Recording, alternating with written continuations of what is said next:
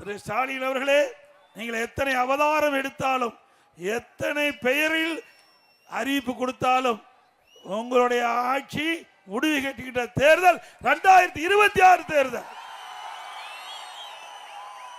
நீங்க அப்பப்போ பாத்தீங்கன்னா ஒரு மாசத்துக்கு ஒரு பேர் வச்சுக்கிட்டே இருப்பார்.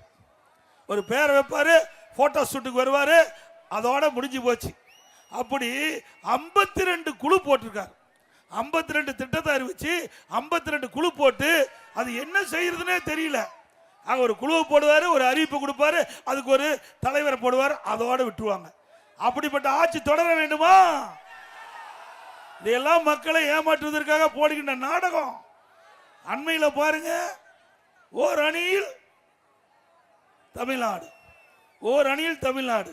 மக்களுடைய செல்வாக்கு எழுந்துட்டாரு, தொண்டருடைய செல்வாக்கு எழுந்துட்டாரு. ஊடு ஊடா போய் கதவை தட்டி ஓர் அணியில் தமிழ்நாடு சேருங்க சேருங்க மக்களை கெஞ்சுகின்ற அவல நிலைக்கு போன கட்சி திமுக கட்சி.